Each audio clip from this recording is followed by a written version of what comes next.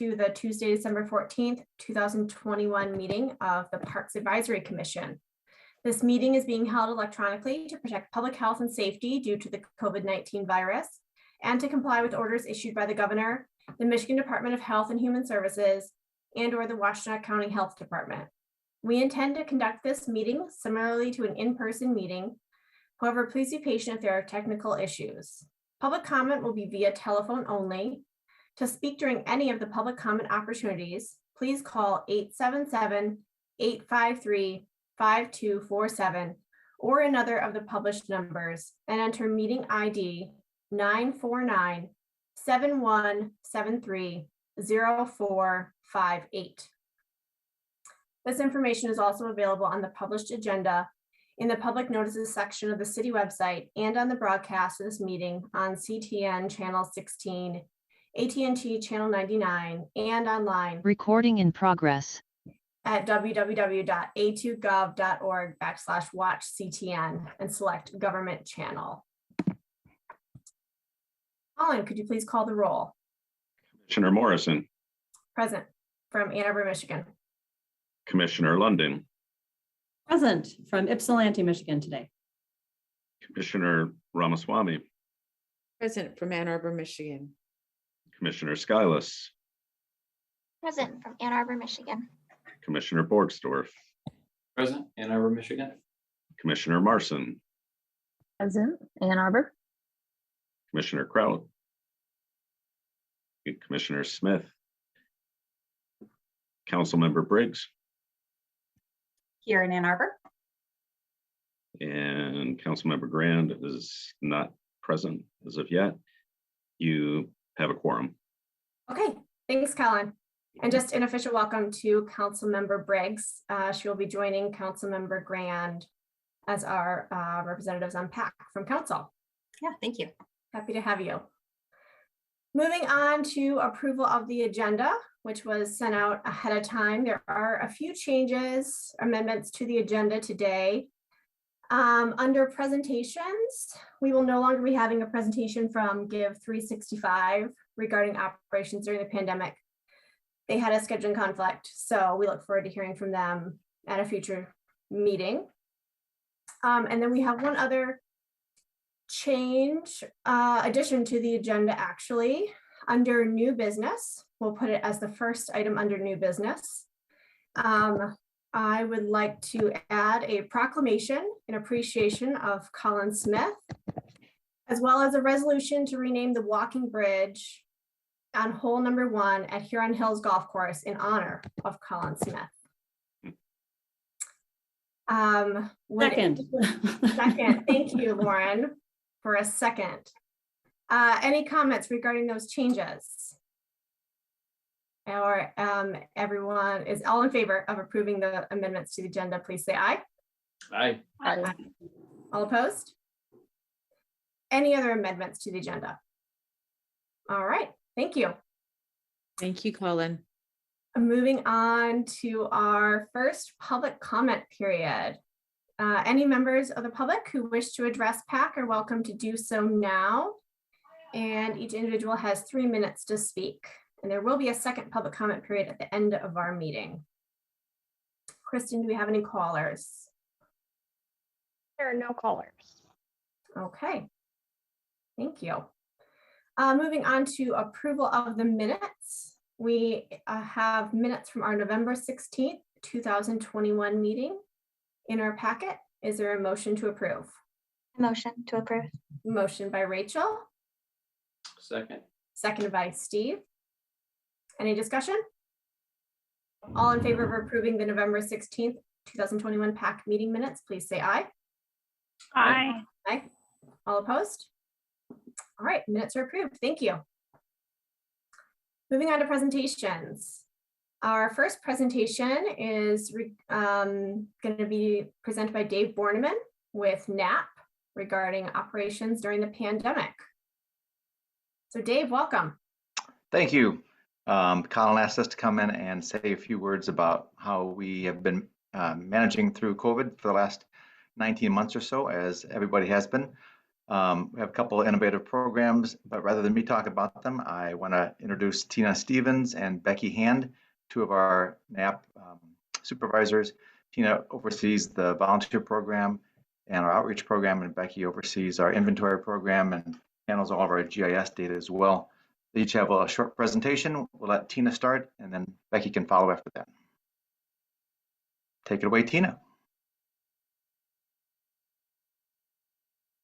Great. Hi, I'm Tina Stevens. I'm the Volunteer and Outreach Coordinator with the City of Ann Arbor's Natural Area Preservation. If possible, I'd like to share my screen. Doesn't look like I have the, oh, there it is.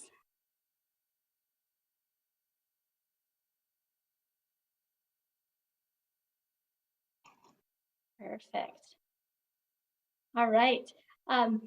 So you all are well aware that we had a pandemic in early 2020, still are in the midst of it. It was a big deal for NAP and our volunteers. We're used to having NAP work days, 3 or 4 of them on some weekends. We have at least something going on nearly every weekend. Suddenly the pandemic came. This was back in the early days when we had no idea what was safe to do and what wasn't. So initially, we completely stopped all volunteer and staff operations for a little while. Eventually, though, we had our volunteers begging us to get out into the field, and we came up with this program. We call it the GM WOW program, pulling together separately. Historically, we'd always had our garlic mustard weed out day at the beginning of May, and this was kind of our COVID innovation to fill in for that lost event. As I mentioned, the public was really eager for something to do. You all may remember those long, long days of sitting home alone. We couldn't go into the office. Many offices were completely shut down, so people had long days with no social interaction. There was a lot of feeling like we were just sort of wasting away sitting home alone. So there was a lot of outcry, people asking us, please give me something meaningful to do with my time. I just, want to be outside. I want to be in nature. It's so healing, and it would be healing to my soul to have something good to do with my time. So that's kind of the impetus for us to really getting volunteers back engaged with nature at the beginning of the pandemic. We came up with this idea of Garlic Mustard Weed Out Week, where we would ask volunteers to go out and pull garlic mustard in whatever city, park, or natural area was near them. The first step, though, was to come up with this educational content so that people knew what to do and how to do it and where to do it at. So our staff developed a web page, and we put together some informational videos.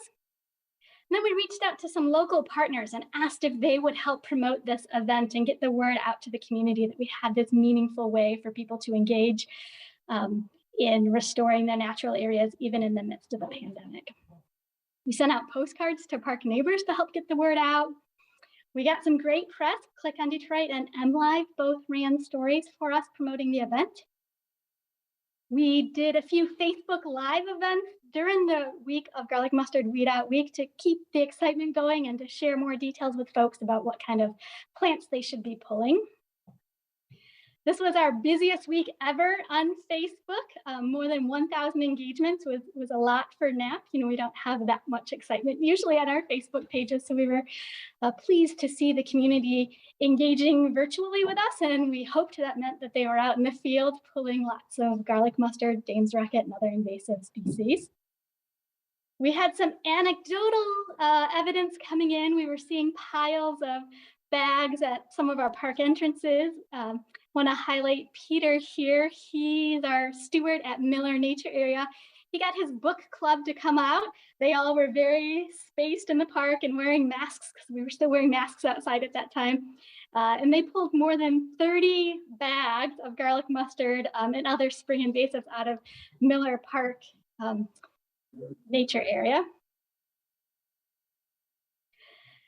We worked with the Stewardship Network as one of our partners. They actually gathered statistics from volunteers about who was volunteering and where and how much they were pulling. And through this partnership, we had volunteers from the Ann Arbor area report pulling 3,624 pounds of spring invasive species through the Stewardship Network and our Garlic Mustard Weed Out Week. We got great feedback from the public. I would say that it was a success, and we met our goals of giving people something meaningful to do that was safe at the early stages of the pandemic. And we also got a lot of the invasive spring invasives pulled out of our park. Katie Carlisle is a representative of Fallerhaven, and she gave us this great quote about how much fun she had out in Mary Beth Doyle Nature Area. And there's a few others there that I thought you might enjoy. That's only one of the many pandemic-related programs we did, but that was the first one, and it was a big deal, and it was really different than anything we'd done at NAP before. So I just wanted to highlight that one program, and then I will toss it to you, Becky, to share what you've been up to. Yeah, Becky, if you can share your screen. Sure, give me just 1 second to get that set up here.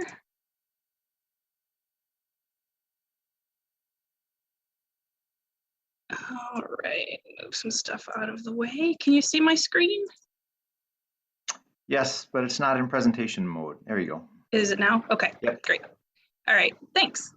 So I'm gonna build on a little bit of what Tina already talked about with the inventory program at Natural Area Preservation. And just for a little bit of background about what the inventory program is, we are staff who are supervising and training volunteers to go out and survey for different plants and animals in the parks. We have organized surveys for birds, frogs, toads, salamanders, turtles, butterflies, and we have volunteers documenting changes over time through photo monitoring, which is taking pictures in the same place over time. And some of the reasons why we do these surveys are to get baseline conditions in new parks that we may acquire, to figure out how high quality our habitats are, to look for any rare species that we might have so we know that we need to protect those populations. We also want to document the impacts of the restoration work we're doing to make sure we're being successful. So there are lots of reasons why we want to get folks out in the parks seeing what is living out there. So in 2020, lockdown happened like right at the very beginning of our inventory training season. We start in early March and our last training is in mid-May. So we had actually already had a couple of volunteer trainings right before lockdown happened. And then we had to pivot really quickly to figure out how we were going to hold our trainings virtually. I think we only had a few weeks to figure out how we were going to do it. But kudos to the field biologists that work in the inventory program. They did great. So in 2021, as the pandemic continued, we had record numbers of volunteers that signed up for our virtual trainings that otherwise would have been in person. So just as an example, we have our salamander survey registrants. In 2019, we had 36. In 2020, this is one of the ones we had in person before the lockdown happened, and we had 39. And then in 2021, for our virtual training, we had 107. So definitely interest shot up. And that was because, as Tina said, people were looking for things that they could do to get out of the house, do meaningful work outside, get fresh air, de-stress, be in nature. So as a result of that, our programs had bigger increases in number of people that were out there, number of things that they were seeing. It was like record participation. So these are a few examples. Breeding bird survey volunteers went to more parks than they ever have. Salamander survey volunteers contributed more hours than they ever have. And collectively together, all of our reptile and amphibian survey volunteers submitted more observations than in any other year. And our butterfly survey had more volunteers than any other year since its revival in 2015. We also added a little bit of a bonus. We added our park boundaries into the popular app called iNaturalist. That's where folks can go out and collect observations of plants and animals just on their own for fun. And so because we did that, we can get a lot more data specific to our parks from all of these people who are just out wanting to do more in nature. They don't even necessarily have to be our volunteers to be submitting to this app. And here I've got some graphs where you can actually see trends over time, how since the beginning of some of our surveys, our oldest ones started in the early 90s or the mid 90s. And just over time, you can see they were growing and growing, but then shot up right around 2020. And that's kind of a trend for all of these programs. And they stayed high in 2021 most of the time. I just wanted to call out our reptile and amphibian observations that have been submitted over time. It was kind of for the entire history of our frog and toad survey, or salamander survey, and our turtle steward program. It hovered somewhere around 200 to 600 observations per year. And then in 2020, we shot all the way up to almost 1,800 observations submitted. That probably has a lot to do with the fact that it just so happened that we launched an app in the same year to help people submit observations more easily. So it was probably a combination of those two factors, more people getting out and the app making it easier for people to submit. So because we had people out looking way more than we normally do, we found some new species in parks where we didn't know they were before. And volunteers found an increased number of state listed species, which are threatened or endangered species, and that helped us to focus our survey efforts and our restoration efforts. And because we were also locked down for a little bit, we couldn't do any field work. The volunteers were able to go out and see what was going on in parks where we couldn't actually go see ourselves. We also had more interactions with the public. Our volunteers had more interactions with people who were just curious about what they were doing, so they were able to spread the word about our programs and volunteering. And we definitely were able to have a big positive impact on people during this kind of uncertain time. These are just a few quotes from happy volunteers who were glad that they participated and had fun. And we've gotten a lot of new volunteers who have continued on in the years since the pandemic started. And we couldn't have done this without our field biologists. I have to give them big, big props. George Hammond runs our reptile and amphibian surveys, and Juliet Berger runs our breeding bird survey. They are the ones that had to figure out, oh my gosh, what do we do now? We're locked down, we've got to do things virtually. How do we do these trainings? How do we keep people engaged? So they did a wonderful job keeping people engaged and updated throughout the survey seasons while the pandemic has been going on. Here are just some pictures of some happy breeding bird survey volunteers. And some pictures of some happy herp survey volunteers, which are the reptiles and amphibians. And that is it. Thank you, Becky. So you can see that despite the challenges of COVID, we've been able to keep moving.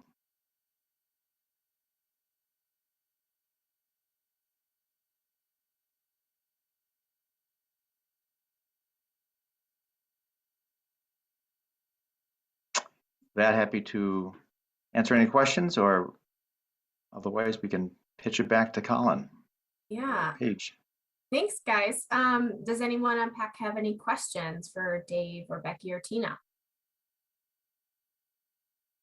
Councilmember Briggs, go right ahead.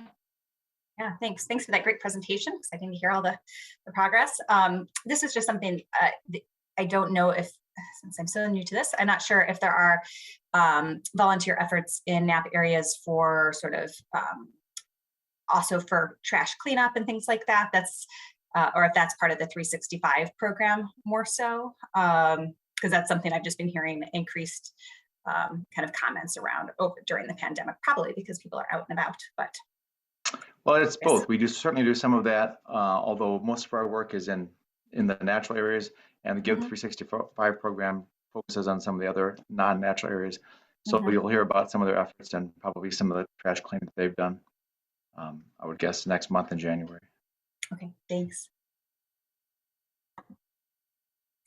Steve, go right ahead. Just one question. Thanks for that. Sounds super cool. It seems like there's more ability to get to the volunteers by doing the trainings online. Will they stay in that format if we sort of ever go back to normal? Yeah. Is that the idea? Tina, I'll let you feel that one. I would say there's pros and cons. Certainly numbers wise, we've been able to get to a bunch of people this way that we couldn't have gotten to otherwise. Some things are easier to do in person than they are online. So it might be a hybrid sort of answer, but Tina, I'll let you respond. Yeah, I completely agree. I think it'll be a hybrid moving forward. things like our volunteer burn training. We want the volunteers to practice putting on all the gear and get to hold the tools and, get the feel of what it's going to be like on a burn before they just show up and help us, conduct a controlled burn. Other trainings, though, maybe like the butterfly training, just makes sense to continue doing online or virtual where there's not such a need to do the hands-on components. So definitely looking at that and scheming what the next couple of years are going to look like. Ruth, I see your hand raised. Do you have a question? Yeah, so two things. One is I've been driving, and just note to Kristen, in a minute, I'm going to switch devices so I can be on camera. I just want to say my husband has participated with the breeding bird survey, and kudos to your staff. It's been a really great experience, even during COVID, and Juliet has made herself very accessible to listen to sound recordings, and that kind of support is just super helpful. Great. Thank you, and thank Mike for his involvement and support. Colin, do you want to go ahead?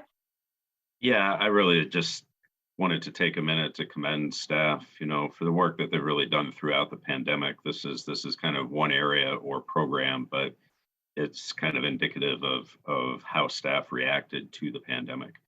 I was really pleased back, it's almost May of 20 was when the GM WOW program happened. And so that was extremely early on in the pandemic. And to be honest, it would have been a lot easier just to say, we don't know yet actually what we're going to do. We're not sure how to do it, so we're not going to do it this year. And I don't think anybody would have questioned that or really thought twice. But we had so many programs that kind of adapted how they offered things because they wanted to get out to serve the residents. And I think it really did make a significant impact on the ability for people to deal actually throughout the pandemic. So I appreciate the efforts here for now. And there's a lot of examples of that kind of across the facilities. Pravina. I just want to say, echo what Colin said. Hi, it's Tina. So I've been with NAP for a long time as a steward of Bromley Park, and know Tina very well from when I started, and her outreach brought me into becoming a steward. So my question is, now that we see that there's all this interest, in spite of being in a pandemic, how is there thoughts of how to bring more stewards on to other parks, or do more outreach in spite of the challenges that you're facing now? Tina, you want to answer that? Sure. Yeah, that's a good question. We tend to be pretty passive in how we recruit new stewards. As you know, it takes a really special relationship between NAP and the volunteer. It needs to kind of be the right person to take on the responsibility of being a park steward. So we kind of wait until we have a relationship with someone, or someone volunteers, they come up and say, I really want to do this. My predecessor, Jason, once held an event to recruit new park stewards, and he said that was the worst thing he ever did. And it was the only time he had to fire volunteers, because by doing a big kind of campaign, inviting in a bunch of people that didn't know NAP and didn't know the parks and asking them to take on this higher level role, it just kind of was a failure in his assessment. So I've tried to learn from his lesson and not have to repeat that mistake. And that being said, we're always growing, always recruiting new stewards, looking for the right opportunity to kind of promote people up to a park steward or promote them up to a workday leader. We have volunteers that help us lead workdays, which has really increased our ability to engage people during this pandemic. When we need to be spaced 6 feet apart, we need extra people around to help us manage those.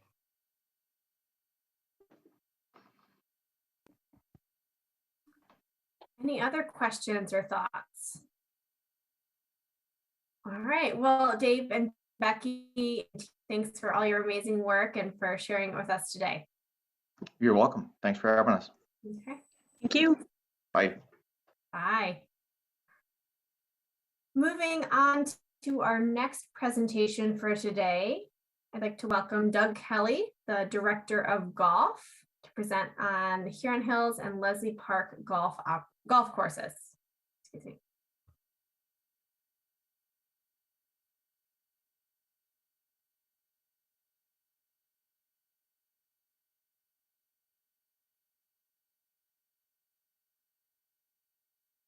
Looks like they're coming on. Doug's coming on now.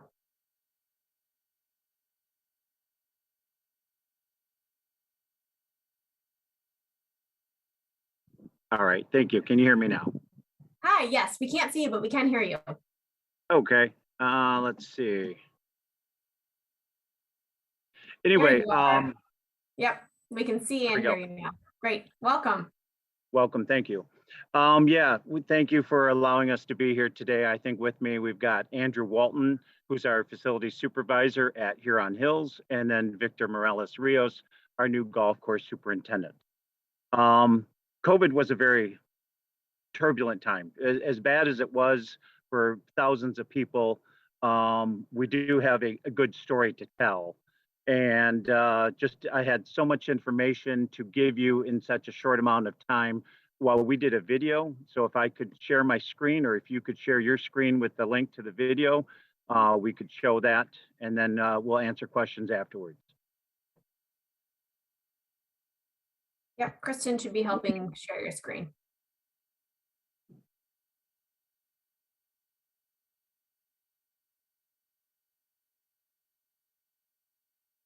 Like, you should be able to share your screen for that video.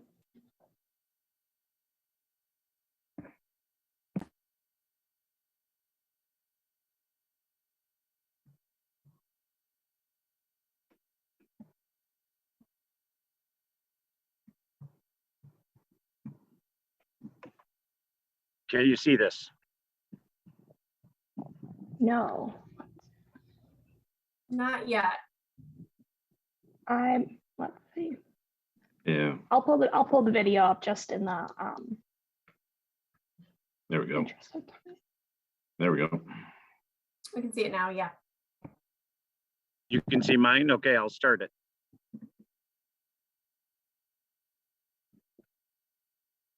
It's not, right now, we don't have any volume.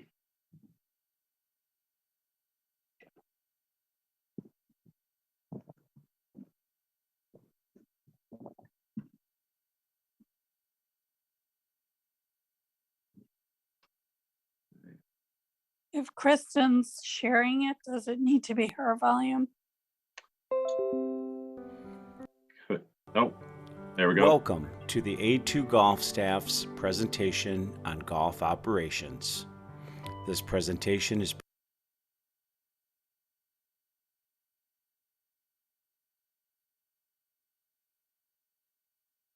Well, that was working. Oh, I wasn't hearing. That's great then. I'll put it back. prepared by Douglas Kelly, Andrew Walton, and Victor Morales Rios. It is to look at the effects of the COVID years on our golf operations.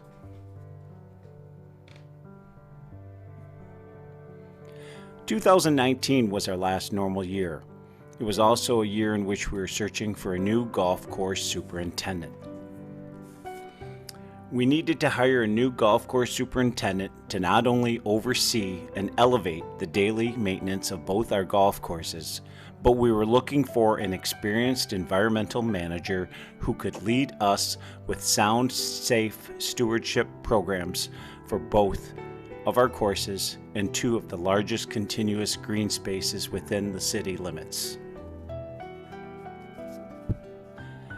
After receiving more than 30 qualified applicants from all around the country, a local superintendent from Detroit, Victor Morales Rios, was chosen as the best candidate and became our new golf course superintendent.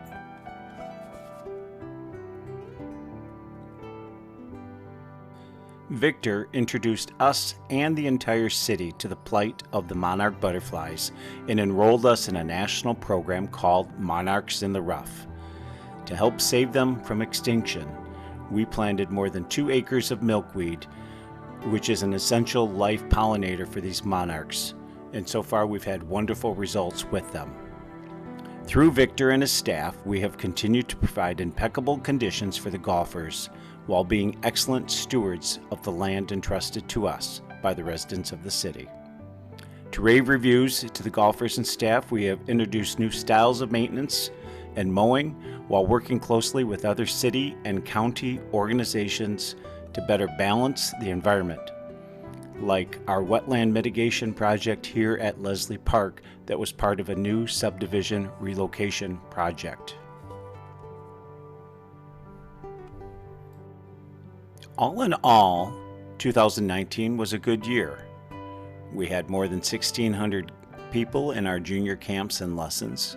Customer satisfaction was very positive, and rounds and revenue were up over the last year. We continued expanding and improving programs and offerings from the year before. We had more than 29,000 rounds at Leslie Park and 20,000 at Huron Hills. We were serving the community in Southeast Michigan very well.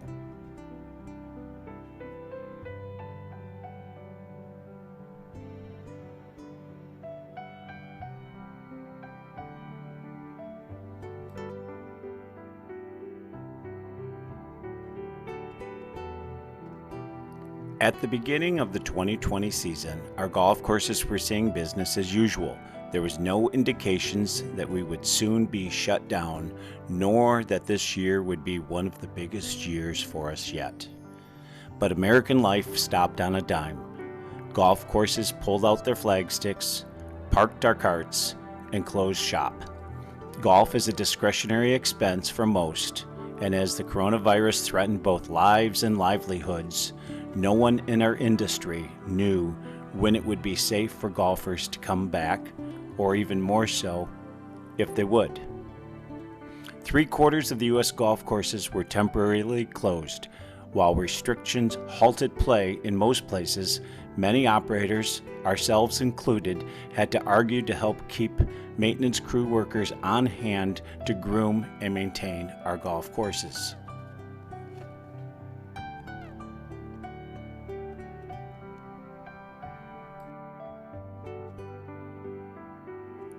When states started reopening in mid-May, sprawling and socially distanced golf courses were one of the first safe spaces that were able to get back to business.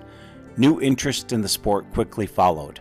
Golf was particularly well situated for pandemic life by offering players space, exercise, and much-needed distraction. It's not only physical, but is a great mental release to come out and spend 4 hours walking your course and getting out of my confined space, a pass holder wrote me that spring.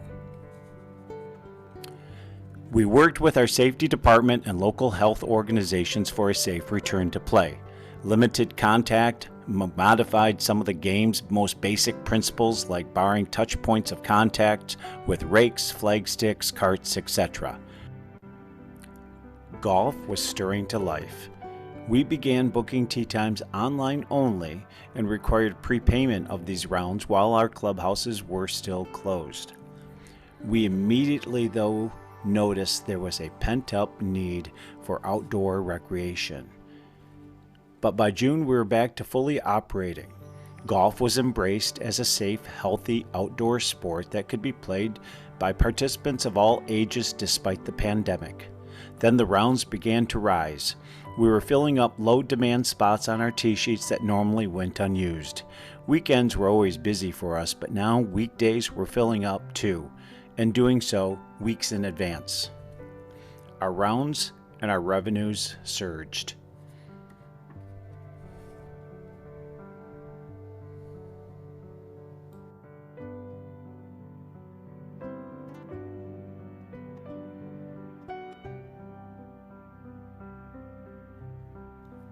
As the 2021 golf year began, there was still much uncertainty about the season to come. Was 2020 a fluke, or was it a stepping stone to bigger growth? There were still going to be precautions in place to keep the public safe, to keep our staff safe. But golf was now the official sport of social distancing. golf was making headlines. Golf was booming because of the pandemic. And here in Ann Arbor, we were about to have another record year. We saw people coming out for a variety of reasons. Most less worried about the outcome, less worried about their score. It was more about being together, having fun, and getting outside. The pandemic taught us what is important. Through the pandemic, we became one of the most popular home offices around.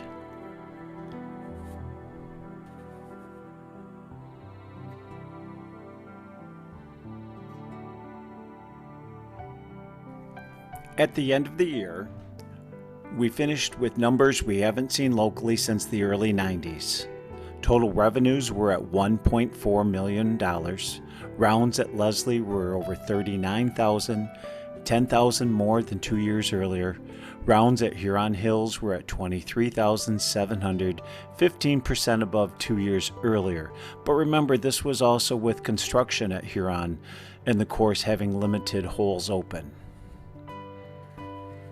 Look at these 2019 to 2021 year-by-year comparisons. Our golf staff is very proud of these accomplishments. Here are a couple other highlights we would like to point out. Both courses were very popular recreational outlet for the residents of this city. Thanks to safety protocols and diligence, we had no COVID outbreaks through staff and no facility closures. We had made it through a season of construction at Huron Hills where holes are being closed and still seeing an increase in play and revenue there. We were able to increase the customer service experience while providing a safer round. The National Golf Foundation estimates that the number of junior golfers increased by 20% during this pandemic, thanks to programs like Youth on Course, which we participated in. These COVID years were not easy. I would like to give credit and thanks to our seasonal golf staff and workers, many of who are older and were more susceptible to COVID.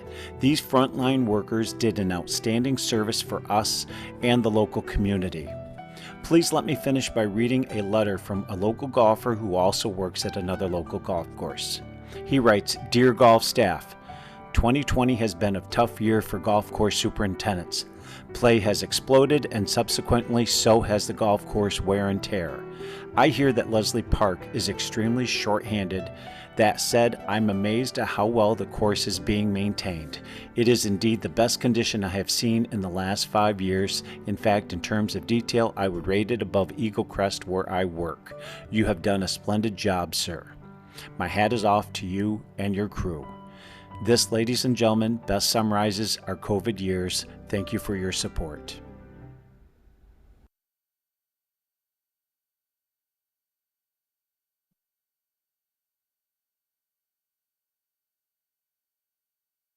Well, if that doesn't get you out there to play some rounds, I don't know what will. I agree. That was an excellent video. Thank you for putting that together for us. Are you open to taking some questions? Absolutely, yes. Okay, great. Well, if anyone has any questions or comments, Ruth, go ahead. I think I see your hand raised.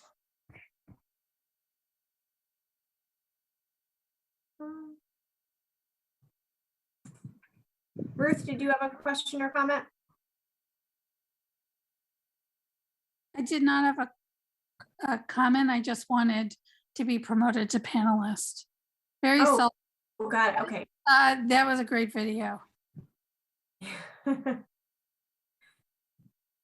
Anyone else have anything? Yeah, Councilmember Briggs. Yeah, great video and great work to staff getting through all this. And it's exciting to see so many new people in the city exploring the sport. At the end of the video, it sort of touched upon challenges, and I just thought maybe you might be able to speak a little bit more to that. Have there been, staffing challenges with, maintaining the course with all the extra folks using it? Kind of, what are those challenges for the city moving forward? There were a lot of unknown challenges. I've been in the golf industry for 30 years, and these last 2 have faced us with issues, questions, and problems I've never even remotely thought would be an issue. There was such a demand, such play volumes coming out, and then combine that with the other hand of being incredibly short-staffed. People not wanting to work, people who couldn't work, people who were scared to work. We had many staff that did not want to be in the front line of public service and waiting on people, talking to people face to face. I'll let Victor and Andrew kind of talk about their issues too, but there were a lot of issues that changed. As you know, if you remember, I'm going through all my old notes preparing for this video. Every week, we were getting a different set of standards, a different set of rules, and adapting to that. And for us and staff internally, that was one thing, but then to relay that to the public, people coming from Toledo, people coming from Southeast Detroit, people coming from all over to, oh, you're in Ann Arbor, I guess the rules are different here. But we were very diplomatic and held to our guns and stuck to the rules, and people respected that. They knew we had their best interests at heart. Victor or Andrew, do you have any other challenges that you two faced?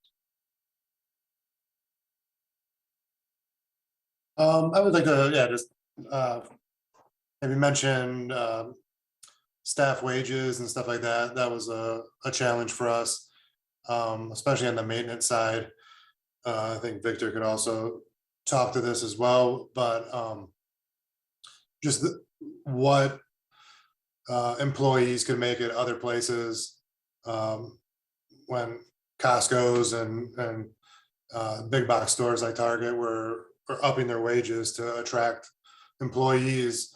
Us being within the city in a kind of a more structured and slow responding organization, it was tough to adapt to that quickly. I think over time too, like everywhere else, the COVID fatigue really kind of set in, both with our customers who are tired of dealing with all the restrictions and the rules and the high demand. It was so hard for them to get out and play.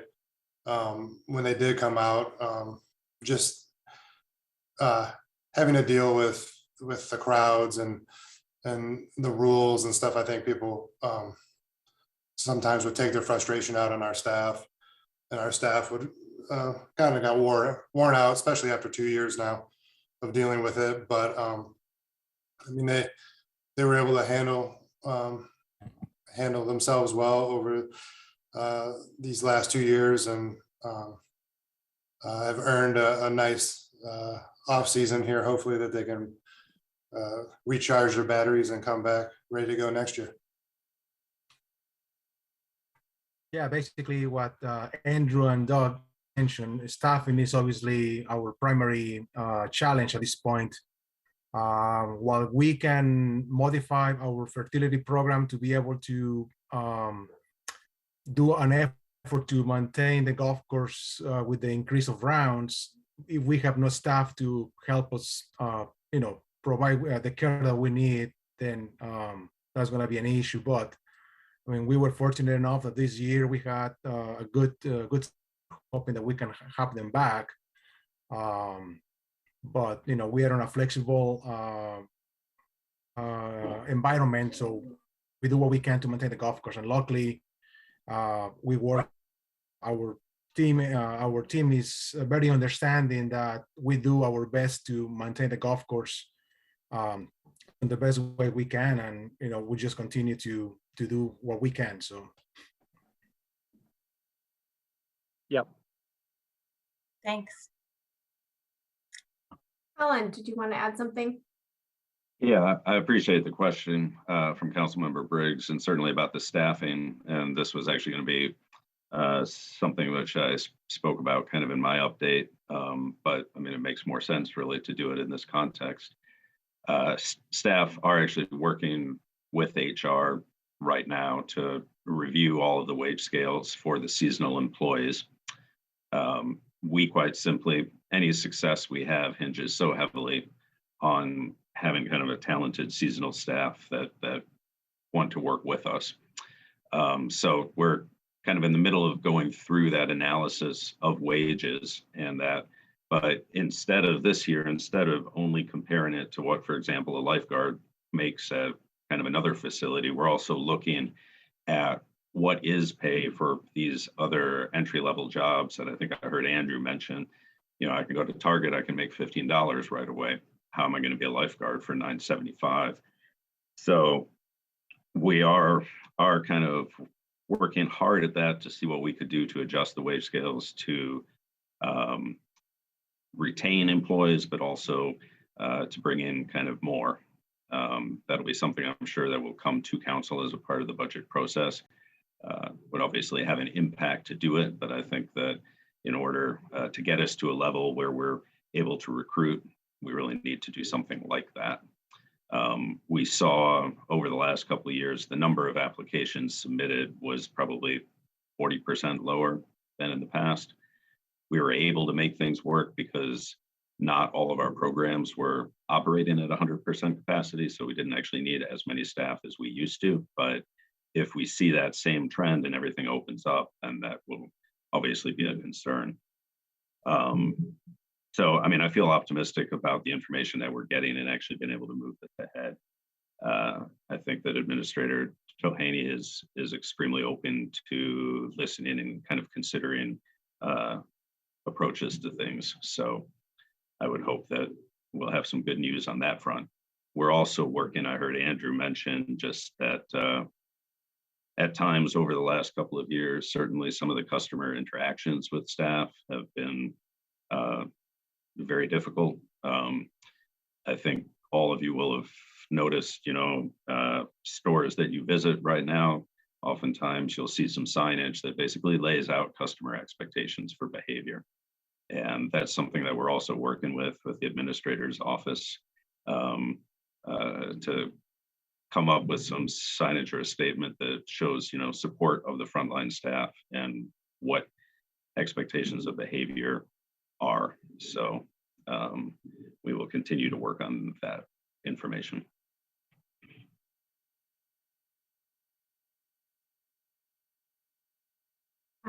Rachel, see your hand. Yes, thank you so much for that video. It was wonderful. I was wondering if there's anything that we can do as an advisory commission to support you during this kind of downtime or in the next season. I would definitely say what Colin and Andrew have just talked on are our staff wages. We've got a great core staff, and that's why I thank them and salute them, because 75% of our staff returns year after year. It's the 25% that just kind of come in and leave. We were at a point where we're hiring people and they were quitting within 2 days, 3 days and turning around. So the wages is huge. I mean, we have a great product here. I love these golf courses, but we're just going to need the staff and manpower to care for them and provide customer service so we can maintain our level of expectations of service that we want to give. And Colin, that staffing problem, it's not just with the golf courses. No, it isn't. We've seen lower application amounts kind of almost across the board. It was certainly a problem for the pools with lifeguards in the summer, swim instructors, but if you'll remember, the pools were not completely open yet again this year, so we were kind of able to limp through, but it is at all facilities on some level, absolutely. And I mean, I'll also say just, at the start of, I guess, the spring of 21, that was also something that it's not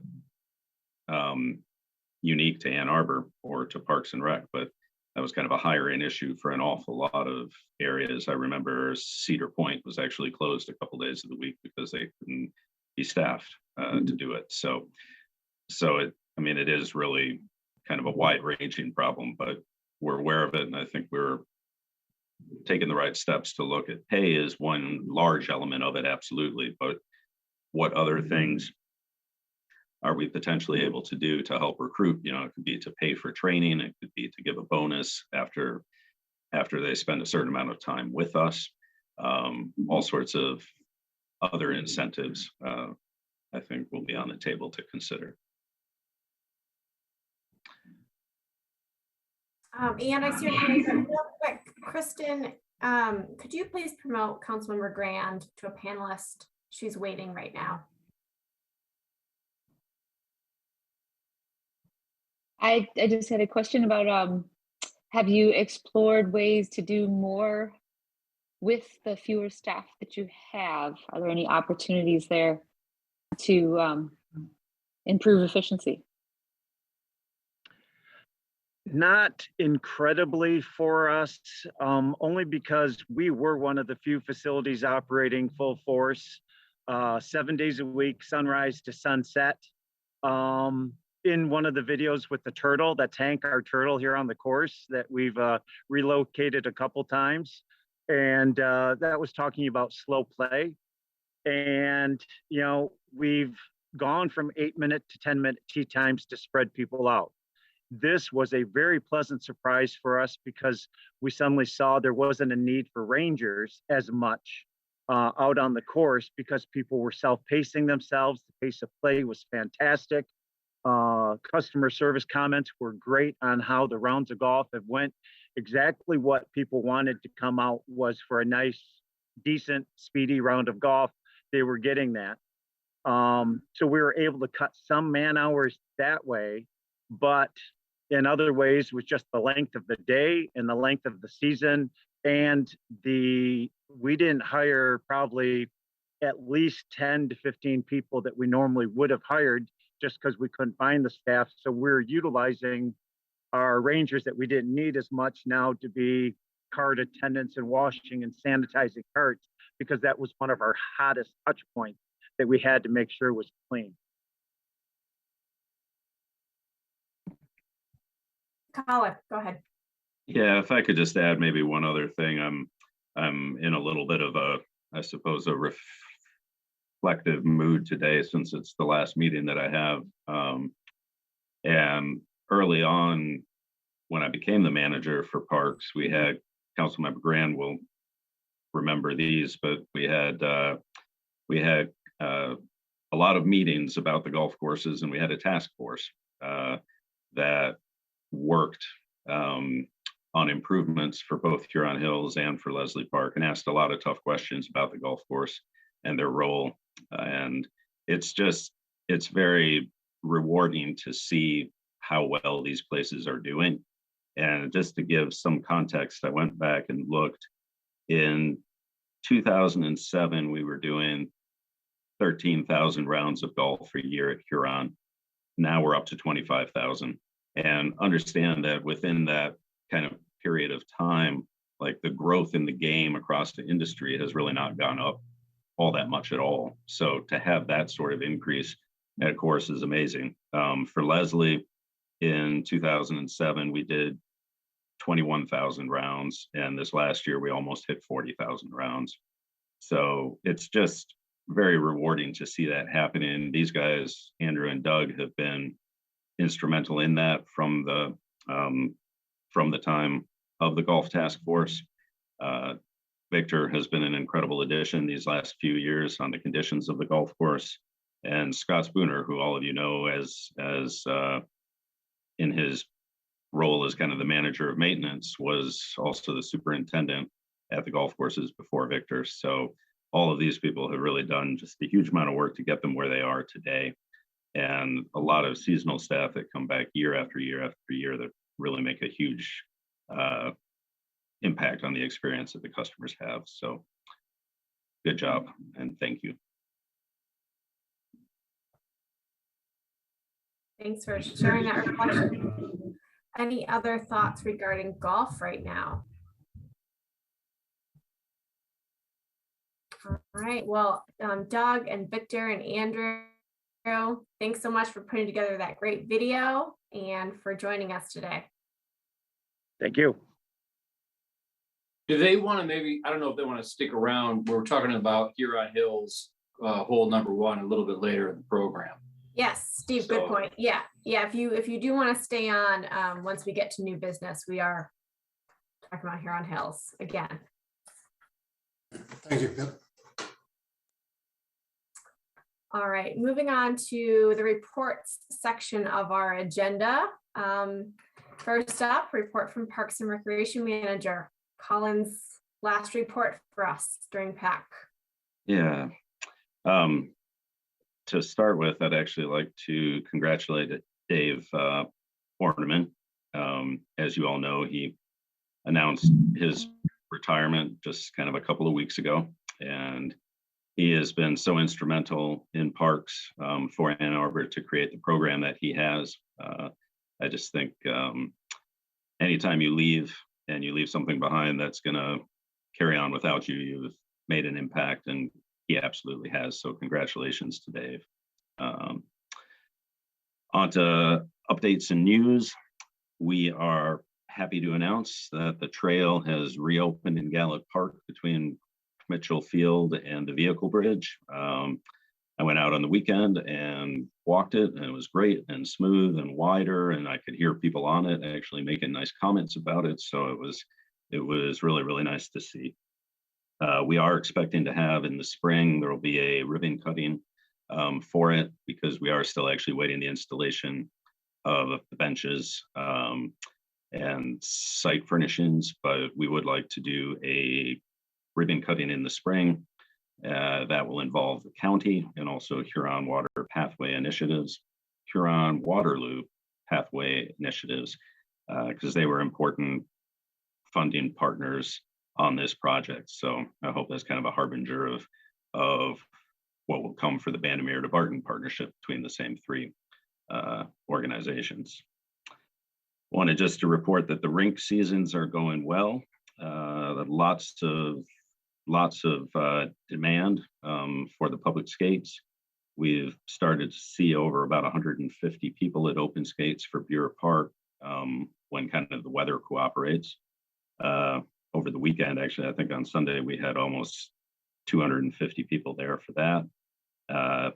That's been working well. They will have additional skate times over the next couple of weeks, over the holiday weeks. So if you'd like to get out, there's lots of opportunities to do that coming up. Speak for just a moment about the budget. We actually had a meeting today in City Hall to look at what to expect for the next year in the budget. If you'll remember, last year, we approved the first year of a 2-year kind of budget plan. And I'm happy to announce that we do not have any additional reductions for this upcoming year, FY23. We're at 0% flat, which comparatively speaking is much better news than what we had to do for the first year of it. So that is a relief and good news that I wanted to share. I already talked quite a bit about working with HR to review the seasonal staff pay rates, so I won't continue with that one. I did also want just to mention today that this is, of course, my last meeting.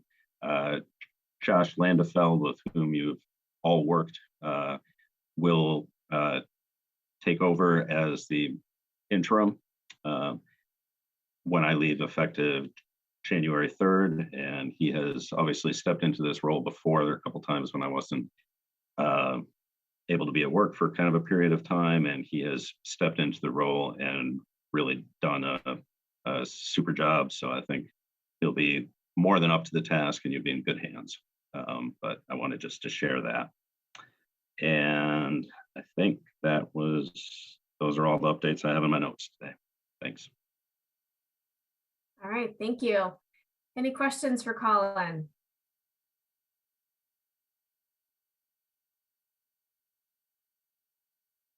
All right.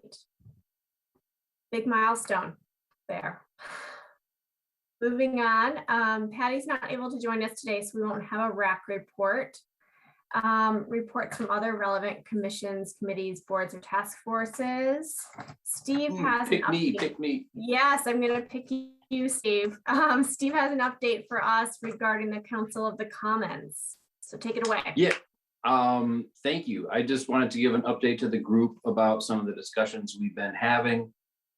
We've, I guess, coalesced around 4 different working groups that are going to be moving forward to try to advance the discussion. One is around activation of the space and looking at also probably in particular Liberty Plaza. The second is like a Block Partners group to try to do some outreach and continue the discussions with the other the businesses and the residents and the users of the block, and to try to continue that discussion. A third one is the comparable communities, where there's a group of people that are kind of reaching out to other communities in Michigan and beyond to try to see for like similar type of spaces, not only the programming, but like the funding model, partnership models and so forth, just so that to bring that information in. And then the fourth one, I think maybe obviously would be the fundraising working group to continue the discussion about where the funds would come from if we are going to be doing this. So those activities are going forward. The other thing to bring to the attention of this committee is that staff is putting together a request for information.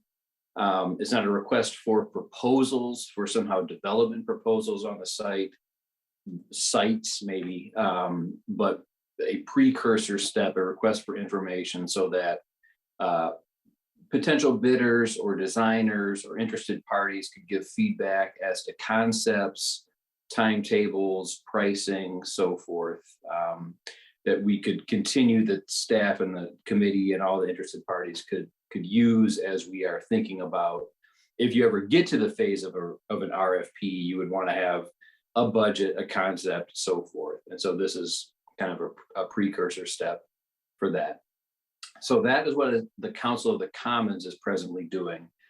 Obviously, some of those points touch directly on things that are already within the purview of PAC, right? In particularly Liberty, but also the Kempf House is a PAC property and so forth. And that is specifically those properties are specifically identified in this request for information as far as being within the concept of what we would get feedback about. So in the interest of not having sort of, turf battles or concerns as to who's doing what, the idea is just to have dialogue and openness so that this committee is informed and it can be giving information back. And I don't think I don't think there's any misconception as to the importance of having PAC not just engaged and informed, but actually approving of whatever may be proposed for the parks properties here. So this is not the first of, but the next in many more conversations. But this is a point where there's been enough activity that I wanted to bring it here. So I don't know if this is just informational. There's not really an action point or anything else. I don't know if there's questions or other information that would be helpful, but that's what I've got. Yeah, thanks, Steve. Does anyone have any questions at this time? Lauren, go ahead. Yeah, thanks for the report, Steve. I've been curious about it. So I guess I'm wondering about the proposed time scale for these sort of subgroups to take forward their opportunities and report back. Is it sort of rolling, or as information comes in, or have there been deadlines kind of set to touch base? Let's call it rolling. I think we're going to expect to get some more information back in the first part of next year that we can use to chart out the next steps. All right, thanks. Ruth, go ahead. Yeah, and I don't know, maybe this is really more of a question for Colin, because you just bringing in Liberty Plaza brings me, I know it's kind of been a problem spot in terms of problematic activities, drugs, etc.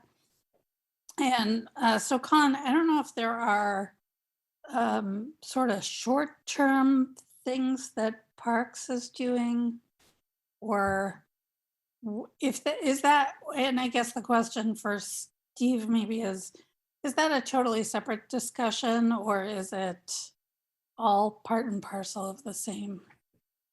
Colin, I'll go first, maybe, and take a stab at it, and then you can correct all the misstatements I've just made. It's part of the discussion how to activate Liberty Plaza in the short term, in the near term, how to make that a contributing part of the block. And part of the discussion is to get an understanding of what has come before, what ideas have come before, what limitations have we identified, and how to best utilize the space. There's sort of a short-term activation, which in my definition just means you're not throwing money at sort of changing the physical nature of the space, but you're just trying to figure out how to use what is already there in the best way. And then the longer term activation may look at investing money in the site itself. But that's front and center. That's got to be part of the discussion as to how to do it. And there are challenges with the physical structure of the space in terms of if you want to have police patrols, that don't have to get out of the squad car, then how do you do that in the space that it's constructed in the way it is? If you want to have community activities and people using the space, how do you do that in the way that it's constructed the way it is? One way that I know has been explored in the past is to invest money in having staff be able to do programming, right? If you have dedicated staff to making that space successful, then the outcomes might be different. That you've got someone that's their job or a big portion of their job is to program it, activate it, do whatever. At the moment, those ideas have been there, but the funding hasn't been. But I think those are kind of the discussions that are coming back to the fore. So. Yeah, I mean, I would say that is all essentially correct. A number of years ago, I think it was 2014, City Council actually asked the Park Advisory Commission to prepare recommendations for the use of spaces downtown, including Liberty Plaza. And, at that time, the recommendation was, and still is, staff support this, would be to make an annual investment in a staff person to try to program and activate that space. The reality is these things don't just happen organically. Like the great parks, the great spaces downtown, they need staff in the same way that we do at our recreation facilities. It takes a lot to create something out of nothing, but it's also something that is an investment that you can try for a short period of time. And if it works, that's wonderful. And I think that there is some kind of hope that it could, because we have had events and activities there. We'll be approached by people like Bank of Ann Arbor, for Sonic Lunch, or there was also PopX, which was art exhibit installation in the park. So, I mean, the space can be used and can be successful, but we need staffing support to be able to go after and to try to actually have the time to invest to make those changes. I would certainly suggest that be the first step, not just to redesign and spend a lot of money without a plan in place as to how you're going to use the redesigned space. Councilmember Briggs. Yeah, I just wanted to add a little bit more. So I'm one of the council liaisons to council comments with Steve. And so in terms of timelines, there are a couple of things that do have some timelines. There's a survey that's being put out, and there's, just so you have a sense of kind of what's in that survey, it's kind of gone through a couple of different iterations. At first it was thinking about the different public spaces that are on that block and trying to get some feedback. To not just talk about the Library Lane parking lot, but to say, okay, well, the charge of the commission, of that commission, is to think about all the public spaces. So, you know, what are people's perceptions of Liberty Plaza as well, and kind of the entire space. And so thinking about sort of design and feelings of, you know, the survey's intended audience, I should say, is also institutional partners and businesses around that block. So getting folks to engage on that. I think we've gotten a little bit of feedback that maybe we might just scale back from that and just get a sense of how much stakeholders around the area actually want to engage with Council of Commons on this space. And move forward from there, that might be able to be something that informs the RFI process.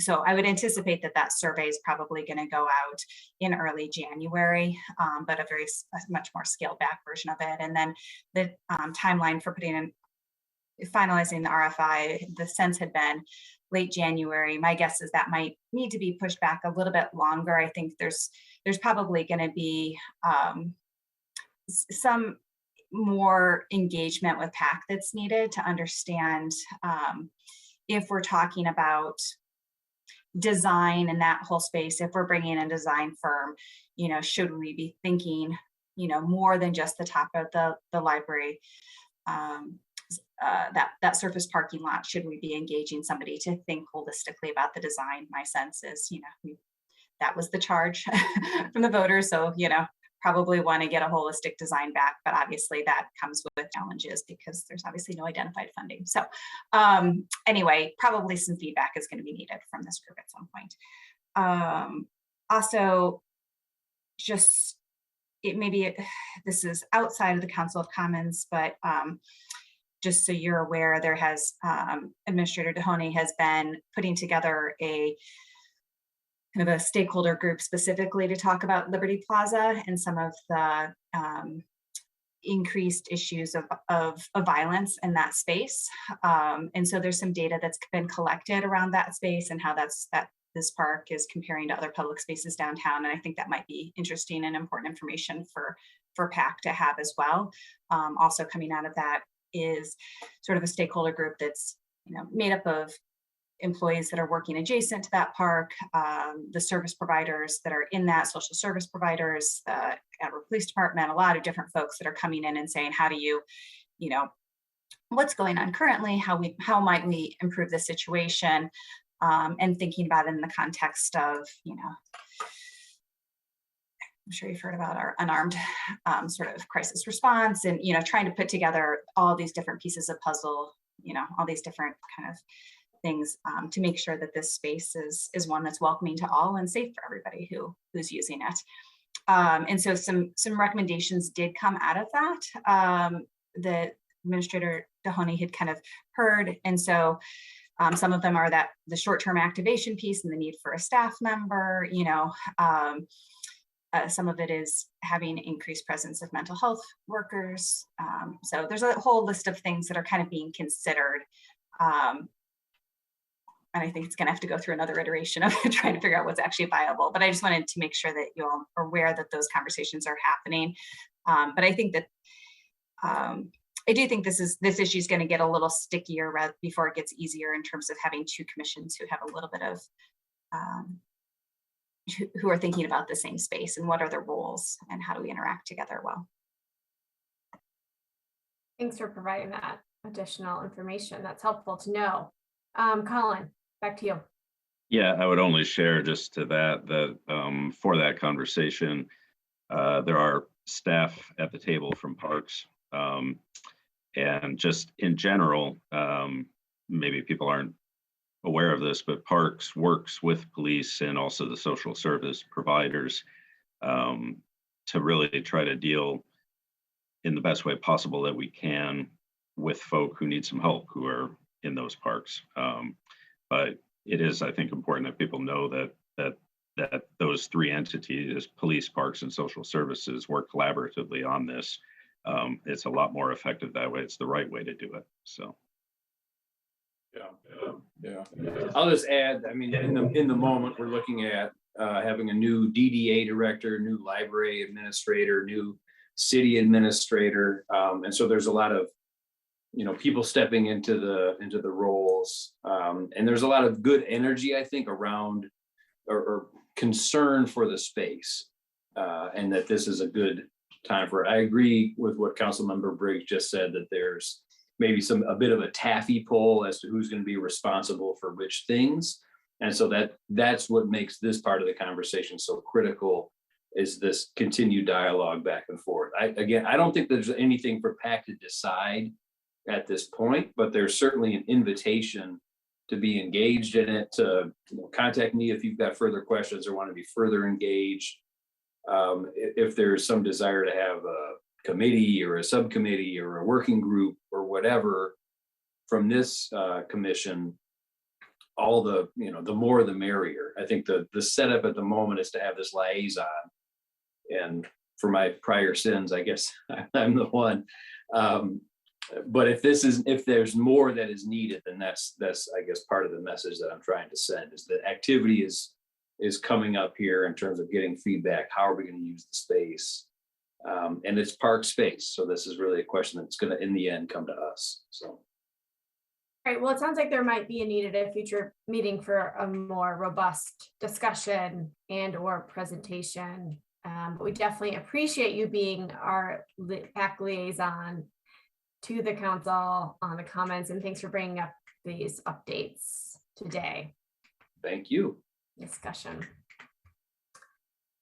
Moving along in our agenda, we have no unfinished business, so we'll move along to new business. We have 2 resolutions that were already there, and then we will discuss our special resolution and proclamation. So first, we have a resolution to recommend approval of a contract with DLZ Michigan, Inc.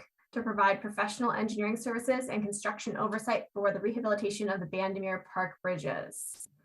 I see Hillary has joined us. Hillary, are you speaking to this one? Yes, that's correct. Okay, great. Take it away. Let me just make sure I can share my screen here really quick. I'm not seeing, okay, here it is. All right. 1 second here. Okay.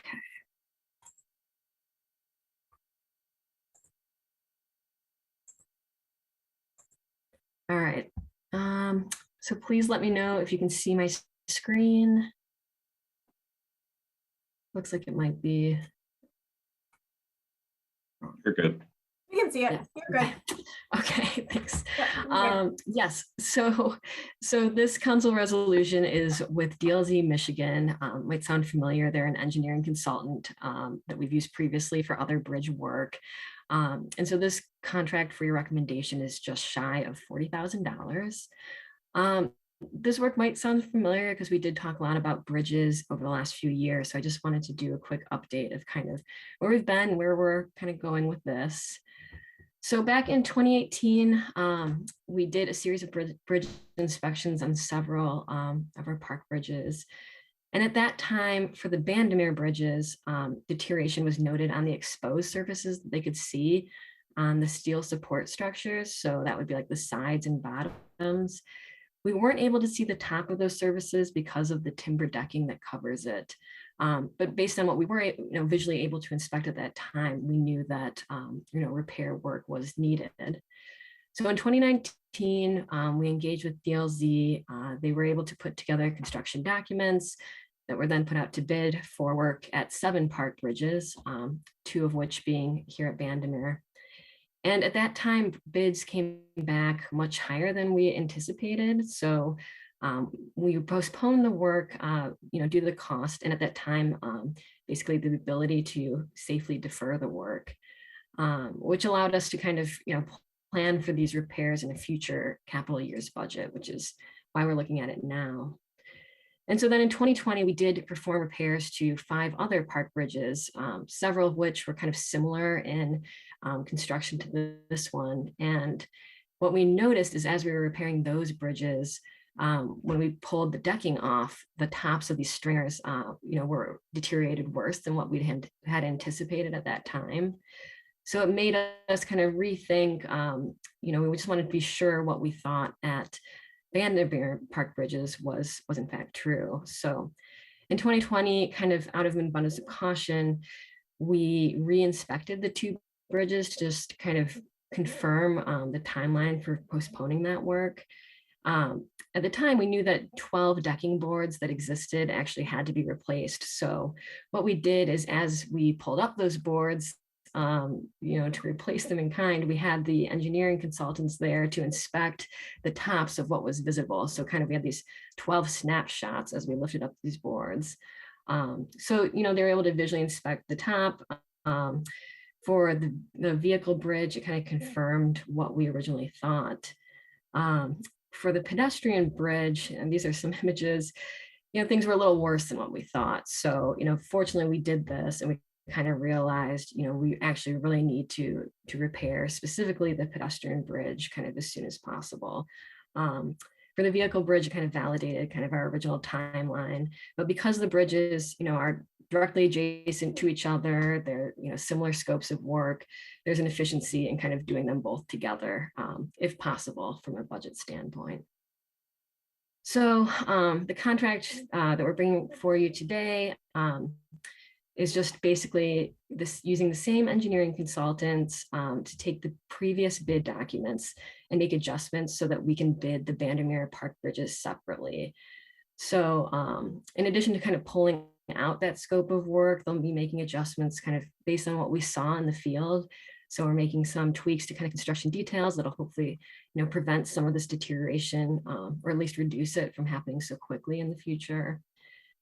They'll also be providing construction oversight because this is a really significant portion of the work. So this contract is not for any actual repair. There's not any construction. It's just for engineering services. And so since things were bid in 2019, the construction industry has had a lot of price volatility. So now estimates for kind of combined repairs at both Vandermeer bridges is expected to be around $700,000. So we'll know more when bids come back. And so timeline for this work, we're hoping, in January, if this proceeds, we could, execute the contract with DLZ. They anticipated about 6 weeks to update the documents, hoping to put them out to bid in March, and then hopefully have a contractor under contract in June.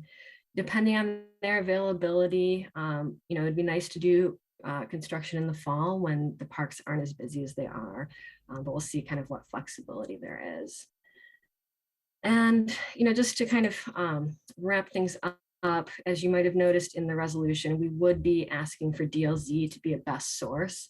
So rather than going out through kind of our typical process of putting out an RFP, interviewing several different firms, we think there's compelling reasons to just use DLZ again.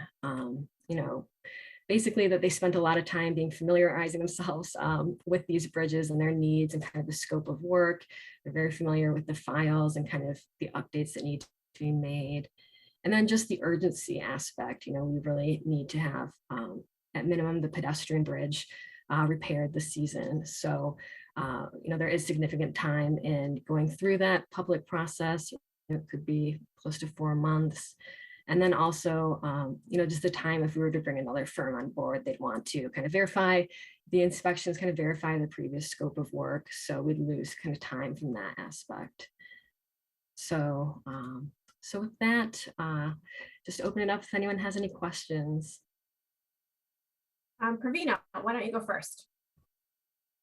Thank you, Hillary.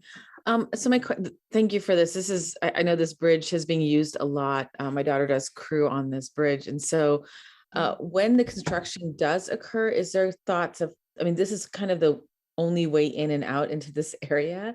How are you all thinking repairs would be done safely and still thinking about how traffic with cars and pedestrians will work? Yeah, that's a good question. I'd say, yes. It's a good question. From phasing standpoint, there might be opportunities, to do one side of the bridge and then the other to at least allow pedestrians to cross. But I will say we do have access to Bannerman Park down to the south. So through, it's not Longshore Drive, I'm trying to remember the name, but kind of where the, you know, through Daughter Rose Crew, where the boathouses are. So you could technically park there and take the border to border trail up to this part of the park. So there will be, you know, limited access during construction from this site or for this end of the site for the period of time. So we'll see, it'll kind of depend on, you know, we could just close it down completely, do the work as quickly as possible to reopen both fully, or we might be able to phase and do one side or the other. I think that's something that we can kind of talk through further with DLZ as they get into kind of updating these documents. Anne, go ahead. Two things, like at what point do you say that the bridge really needs to be closed? You know, how far are we from the kind of damage that you would say that this bridge needs to be closed? And then the second thing is, this is very close to the area where we're proposing putting a tunnel underneath the railroad tracks. And does that factor in at all into the repair work that's done to this bridge? Yeah, so I guess the first part of your question about just maintaining access and keeping the bridge open in the interim, you know, based on that inspection, they thought, you know, we did have 1 to 2 years to do these repairs. So that's why we're gonna get those done. You know, if something happened and we weren't able to do it this year, which I don't anticipate, but we would always have, you know, another inspection done, but the intent is to get it done this year. So, you know, based on all the inspections that were done, it's considered safe and able to stay open at this time. That's why we do these, you know, periodic inspections and why we wanted to make sure that it was okay to postpone the work. And then, yeah, based on the tunnel project, you're right. It's kind of just, you know, be just kind of off this picture a little bit where the tunnel would be going beneath the railroad tracks. You know, I think this work just needs to happen.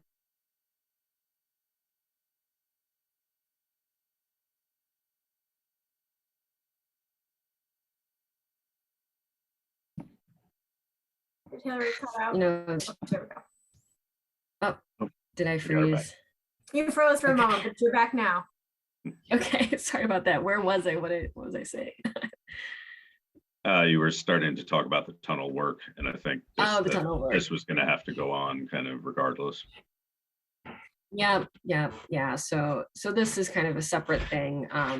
You know, we expect most of the construction access for the tunnel would be from like the Huron River Drive side, but there's also a benefit to, you know, repairing the vehicle bridge if there are, you know, vehicles that will need to come across from this end as well. So I'd say there's no reason to wait until that project, and probably a bigger reason to do it before then.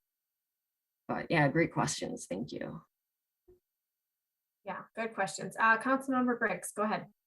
Yeah, and I was just gonna speak to the phasing piece again and say, you know, if there's any opportunity to keep a non-motorized corridor open through this, you know, I think that's particularly important. I mean, obviously it's inconvenient for drivers to kind of do that M14 loop around and get to North Main, but it is possible at least. But from a transportation corridor for non-motorized users, it's a pretty, you know, it's a longer workaround to do something like that. But I understand it's a little, it may not be possible, but it would be ideal. So.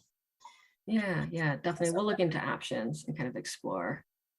You know, I think our big thing will be we'll be bidding this a little later in the season than we wanted to. So there'll be a lot of different factors, but we'll also want to be as flexible as possible, just so we can have, you know, as many bids as possible and the work being done. So we'll take it all into consideration and think through that. Thanks. Colin, perhaps we can just have little kayaks going back and forth to get passengers across. I don't have an issue with the using of the same vendor again. It seems to make a lot of sense. And given that, I would move the approval of the resolution, given what we know. Great, thanks, Steve. You read my mind. So we have a motion to approve the resolution by Steve. Is there a second? Seconded by Ann? Second, yeah. By Ann, okay. Any further discussion? All in favor of approving the resolution to recommend approval of a contract with DLZ Michigan Inc. to provide professional engineering services and construction oversight for the rehabilitation of the Vandermeer Park bridges in the amount of $39,946.07. Please say aye. Aye. Aye. All opposed? All right, resolution passes. Great. Thanks all, and thanks, Hillary. Yeah. Next, we have a resolution to establish an ad hoc committee for bike recreation in the Ann Arbor parks. So this resolution is a follow-up to the presentation we had at our November meeting. As you'll remember, we had some very passionate and active members of the bike community come join us. I did reach out to everyone and ask if we had any members of PAC who'd be interested in joining this ad hoc committee once it's formed. And I want to thank Anne for volunteering to be part of that.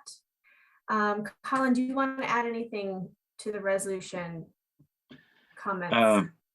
No, I mean, I think this is really just to capture kind of the energy from the last meeting and to kind of formalize a connection between people who are working for the bike advocacy group and staff and PAC so that we can keep things kind of in the forefront and also look to see about the idea or especially for kind of the pump track and what energy that needs to move ahead. So I think it's really a good thing that there's a group that'll be working on this moving forward. Yes, agree with that. Are there any comments or questions regarding the resolution or a motion to approve? Ruth? Yeah, this is just a question, and you might think it's kind of picky. So it might just be a friendly amendment, but is this group really about biking in the parks or about the pump track?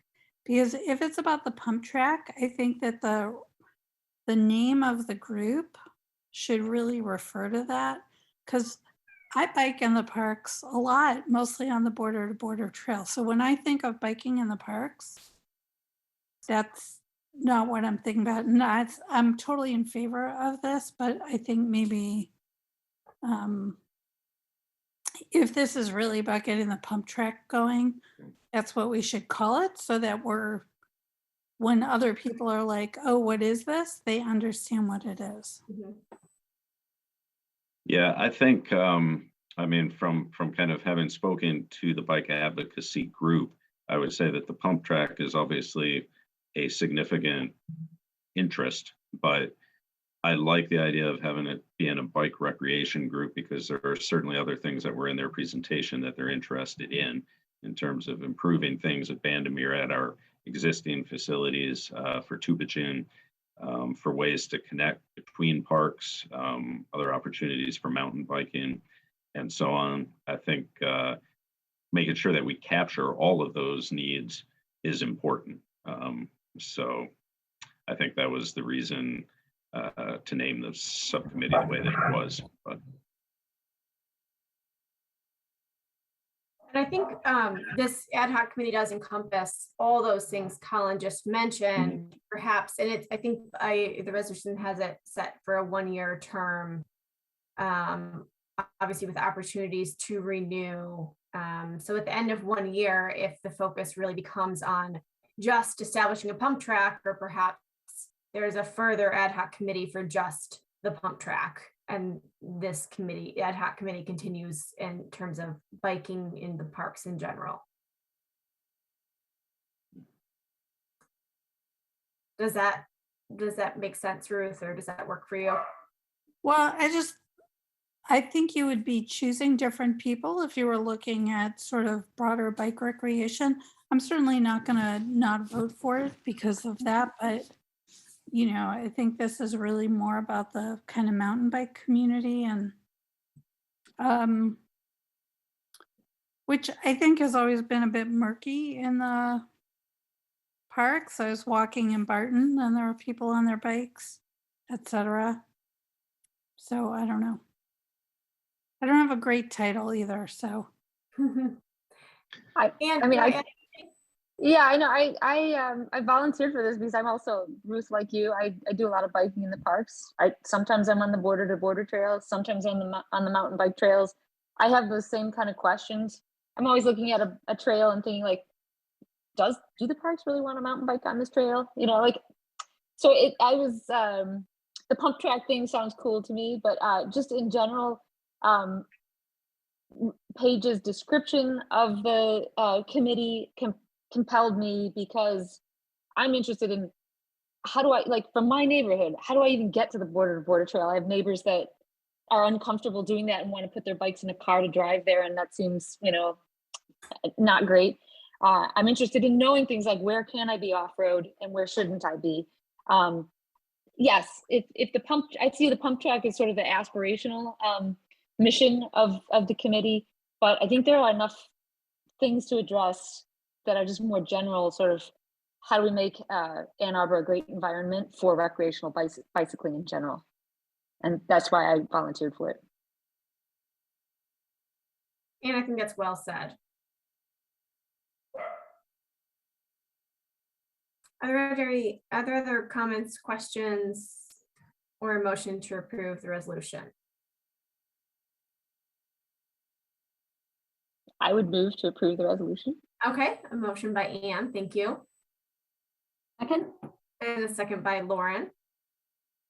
All right, so we have a motion by Anne and a second by Lauren to approve the resolution to establish an ad hoc committee for bike recreation in the Ann Arbor parks.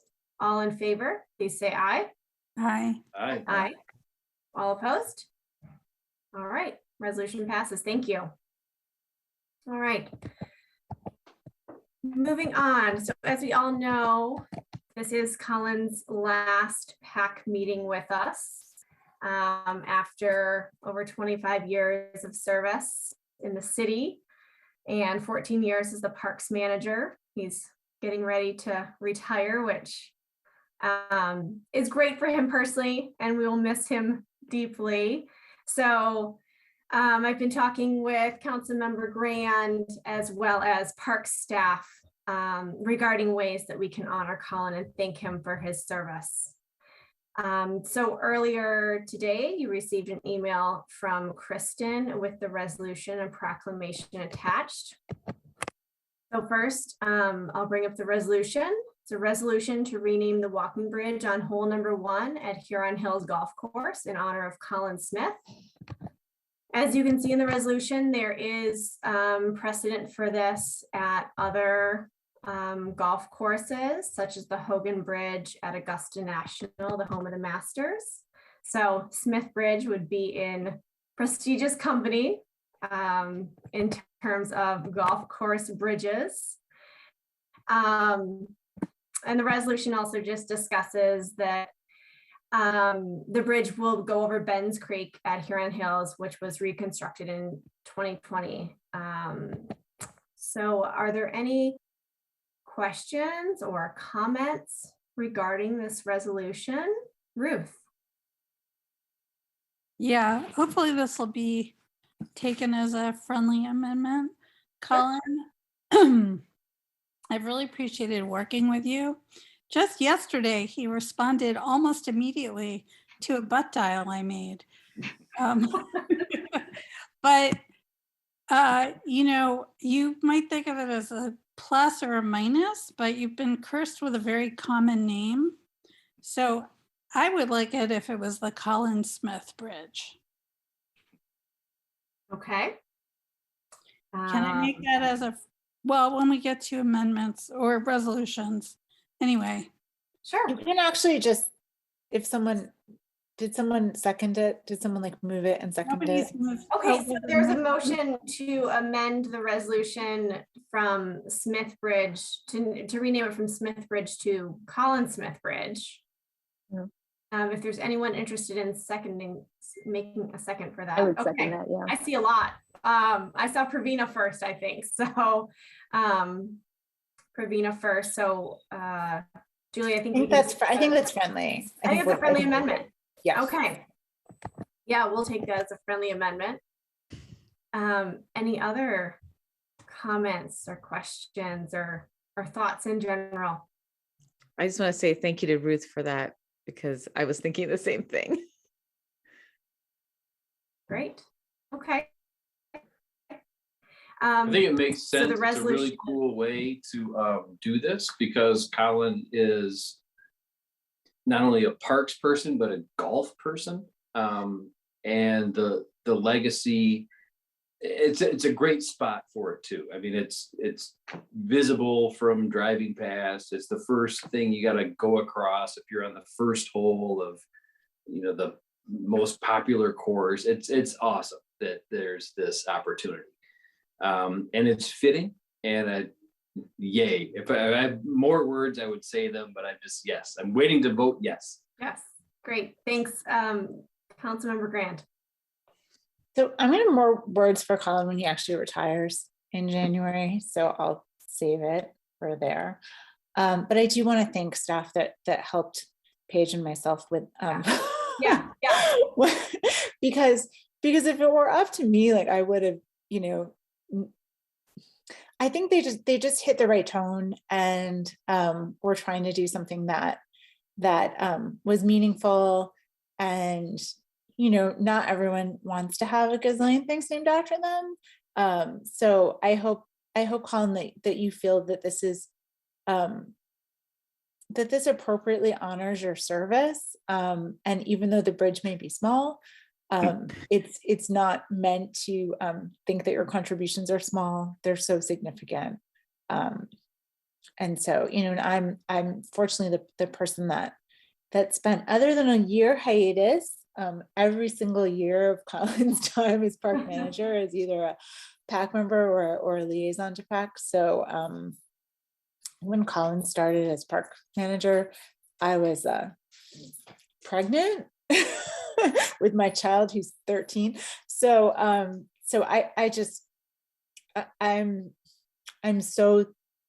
just thrilled that we're doing this. And I hope that it works for you. And if it doesn't, like I'll name like 10 other things after you if you want me to. But, yeah, I want to but I second hope that this what Julie said. Julie and I wanted to do something, and a huge thanks to Josh Landefeld, Scott Spooner, and Hillary Hansel for coming up with this idea when we reached out. This was their suggestion, and to us it just felt right. So Colin, like Julie said, we hope you agree. Pravina, would you like to add something? Yeah, just really quickly to that. I know it's in the golf course. I know it's a small bridge, but it's still a bridge. And I've been on PAC a long time. And I will say there is some metaphor to that Colin has really bridged a lot of relationships and programs and pandemic craziness. He's made things happen. So I think it's very fitting that it's for a bridge and it's the beginning of the golf course. So I think it's perfect. Absolutely. Any other comments? So the friendly amendment, the resolved clause, resolved that the Parks Advisory Commission at its December 14th, 2021 meeting will name the Huron Hills Hole Number 1 Walking Bridge, Colin Smith Bridge. Is there a motion to approve this resolution? Motion by Ruth. Seconded by Lauren. All in favor of the resolution, please say aye. Aye. Aye. Any opposed? All right, the resolution passes. Thank you. And one more item, just in case Colin isn't sufficiently embarrassed, we also have a proclamation to present. Sorry, I'm just looking to pull that up.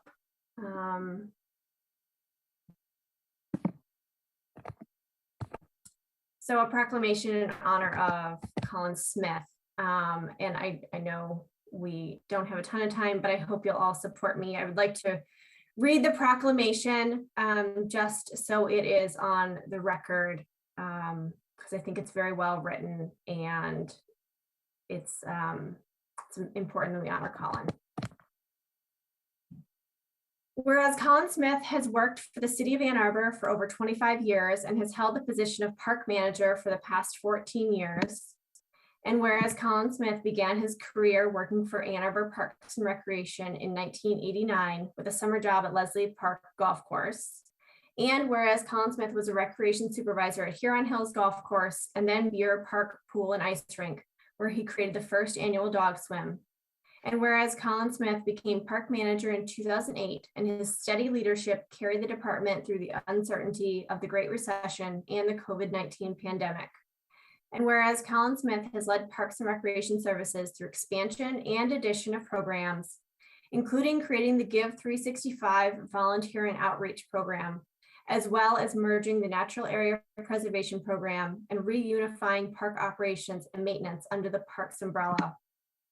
And whereas Colin Smith has provided invaluable leadership and guidance on many significant capital improvements to the park system, including major projects such as the award-winning Argo Cascades, Ann Arbor Skate Park, and the Rotary Centennial Universal Access Playground at Gallup Park.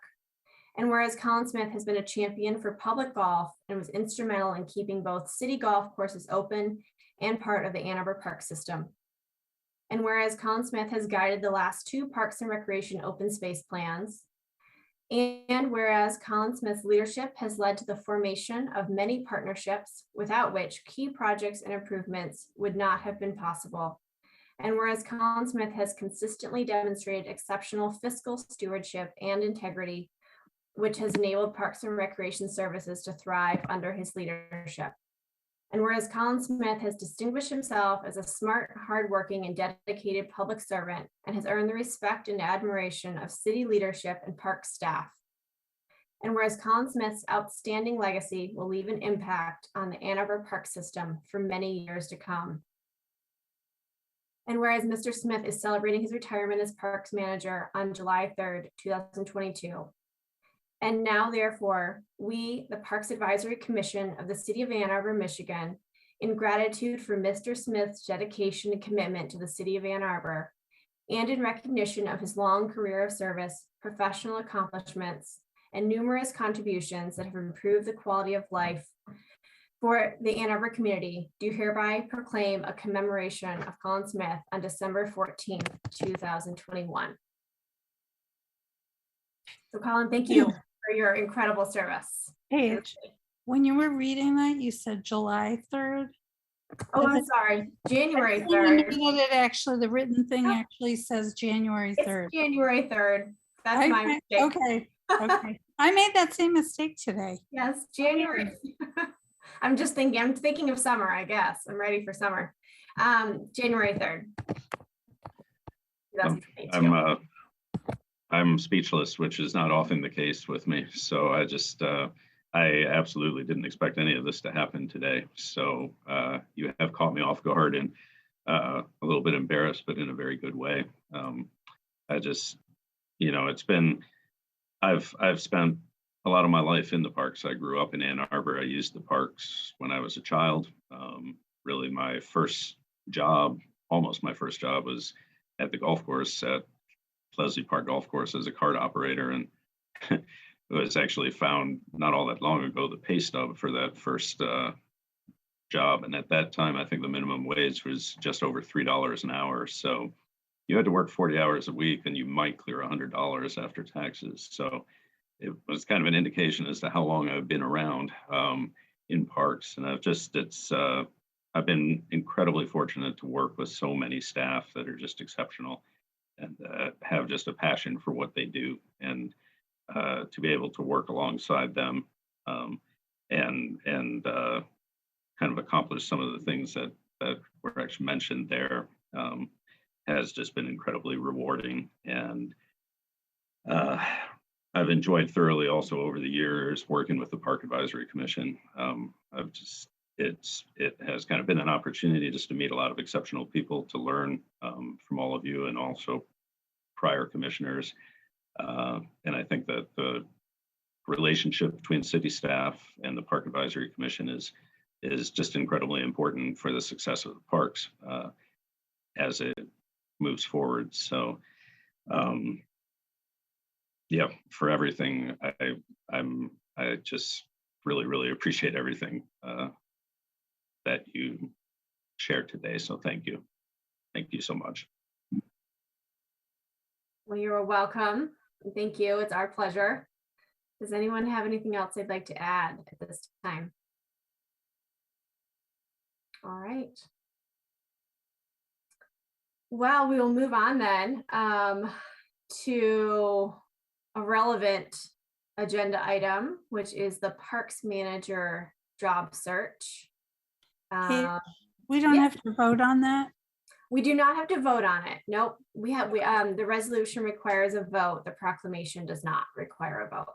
Okay, then I'm going to ask everybody to give Colin a round of applause. All right.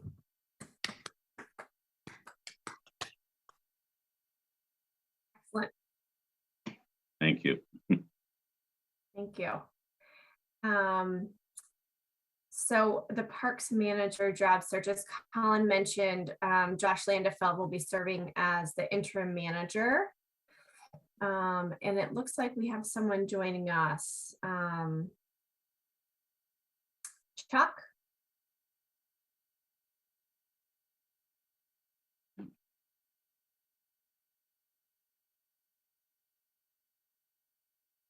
And also it looks, I know Kristen sent out some presentation documents regarding this just a little while ago.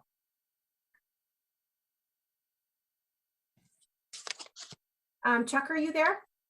Yes, I am. Can you hear me? Yes, we can hear you. We can't see you, but we can hear you. So you can go ahead when you're ready.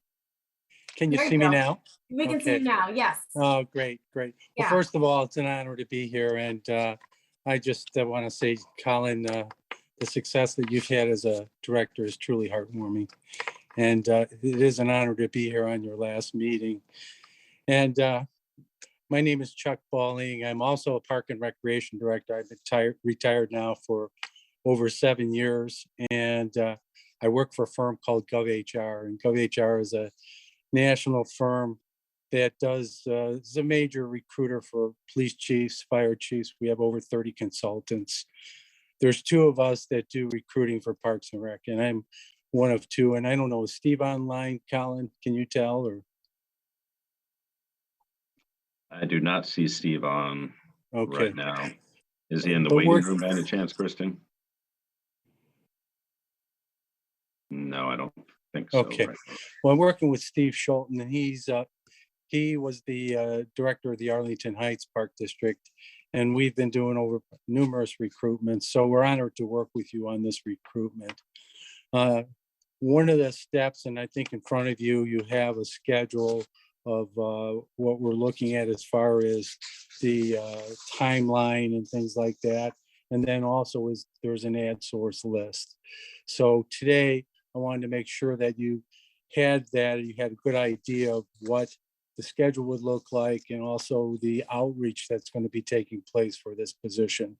Also wanted to make sure that you got to see the face behind the outreach, because we'll be doing the recruiting, and we're a partner in this process. And I think that's really important to see that, you know, we work together, making sure that the timeline is filed, and also doing our best to get this out on a national basis to candidates who might be interested in the position. Early on, and you'll see one of the first steps is doing an organizational assessment and a position assessment. We're gathering information right now. We're doing outreach. And what's being suggested is that there be two people from your committee, the committee chairs, who would meet with Steve and I. We'll do a Zoom meeting for a half hour, 45 minutes. We'll talk about the qualities and traits that you think are really important for your next director. And I would challenge you, Colin has been extremely successful.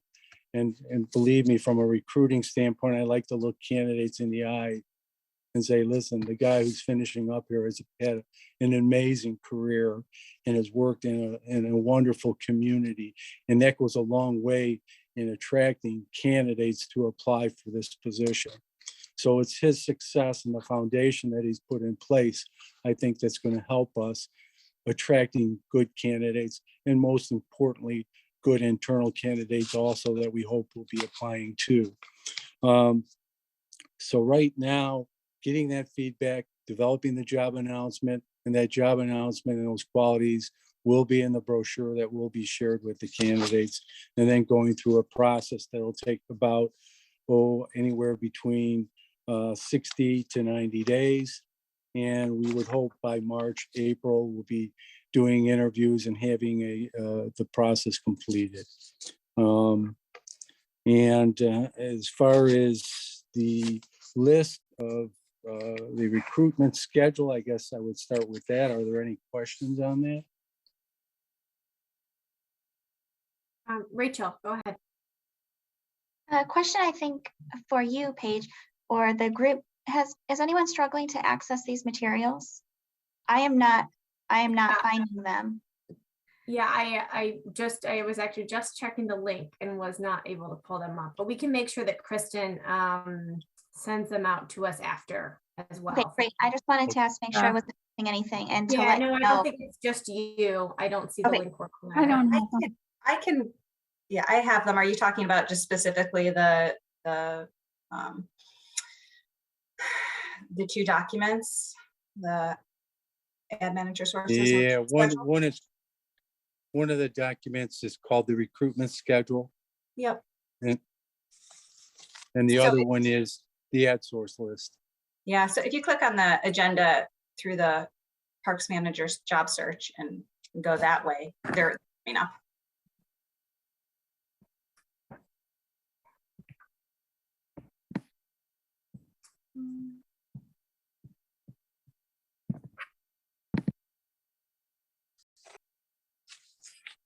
Is everyone in Legistar?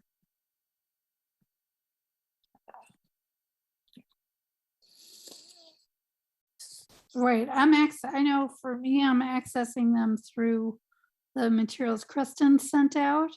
Yeah. Okay, that may be the So difference then. we can go into Legistar and find it. But I wonder, Erica, maybe you could just share your screen, or Chuck could share his screen. Yeah, I'm looking at it on a different screen, so. Of course. Yeah. Ravina, did you have a different I question? think I may be able to. Yeah, I have a question about process.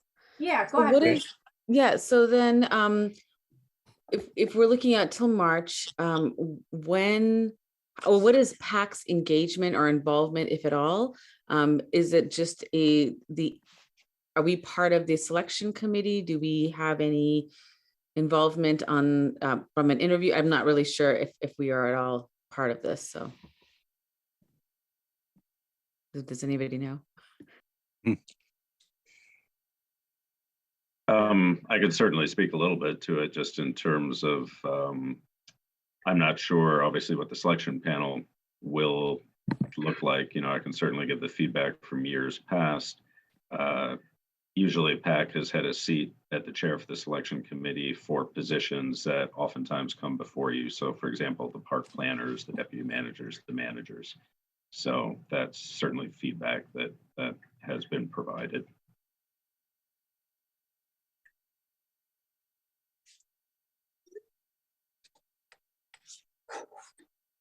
And one other thing, Chuck, is this a national search, or is there an annual requirement of geographic reach? You know, it is a national search, and when you look at the ad source list, you'll see that we're looking at spending about a little over $2,500, and everything from the Michigan Parks and Rec to the National Parks and Recreation Association, National Forum for Black Public Administrators.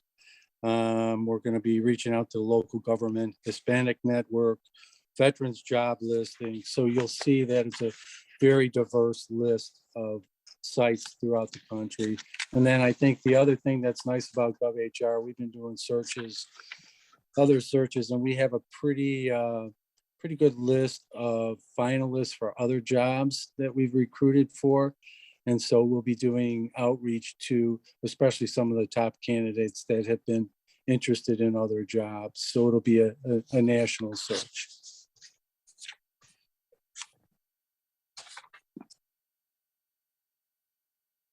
Any other questions? Any other questions?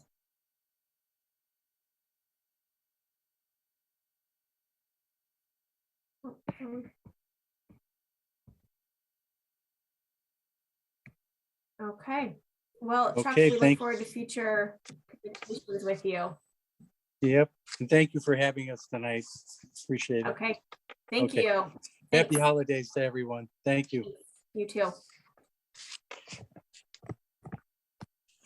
And just to follow up, so what Councilmember Briggs said, if you do go to Legistar, instead of going through the email that Kristen said, if you go straight to Legistar and click on our agenda, the documents are there linked under the Parks Manager job search item. Rachel. I apologize for the delay in this question. I just reviewed the materials now and wanted to clarify a point that I'm hoping might be done here.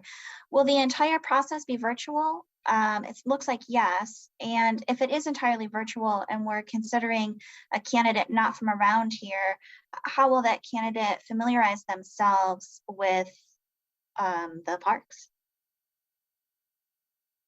It's a good question. Colin, do you know if it's all virtual? I do not know. My assumption would be kind of a first round of interviews would probably be virtual. And then the finalists, I would hope, I would expect or anticipate that to be in person. But I can't say with certainty. I'm not sure if it's been decided. Rachel, hopefully PAC will continue to be engaged on this, at least Lauren and I, and we would welcome feedback and comments like that we can funnel up. And so that's something that we will certainly ask and make sure that site visits are requested so that any candidates who are finalists can familiarize themselves with our park system, not just virtually, but actually being here. Yeah, I mean, of course, I want to keep everyone safe who's considering applying, and things are a bit messy right now, but it seems very important that you see the land that you would be managing. Yeah, I think we would all agree with that. Thank you. Thanks. Anything else on the job search topic right now? I would only add, and perhaps this was already talked about as I was trying to figure out the Legistar, I didn't hear everything, but it'll be important, I think, for commissioners just to provide feedback to Paige and or to Lauren. Any ideas that you have in terms of qualities that you'd like to see in park director, feedback on things that have worked and things that haven't. All of those ideas certainly share with Paige and Lauren, and I think they're going to have an opportunity to talk directly with the consultants to filter that information out. Yeah, Rachel. Sorry, another question. Will there be a process for facilitating that feedback? Sometimes I find it challenging to ask those sorts of questions within the confines of Robert's Rules of Order. I will ask about that. Yes, but I think you'd be welcome to just send us an email or. Okay, I was just wondering if. At any point. Yeah, it does not have to be feedback provided during this meeting.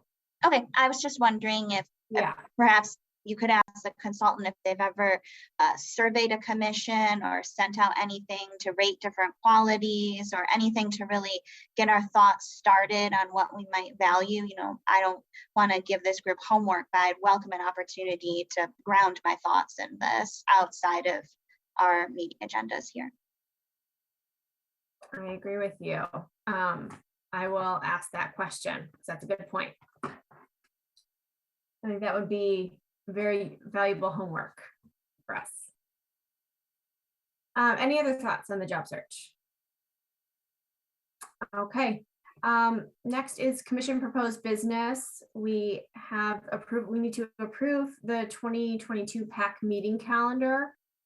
This is included in your packet. PAC will, for the most part, remain on the third Tuesday of the month at 4 p.m. There's a few exceptions where it moves, such as January, it'll be on the fourth Tuesday.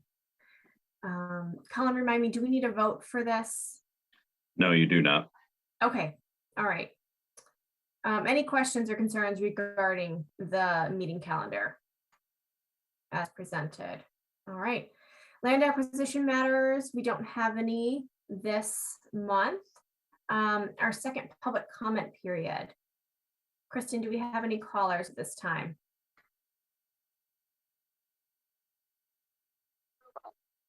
No callers? Okay.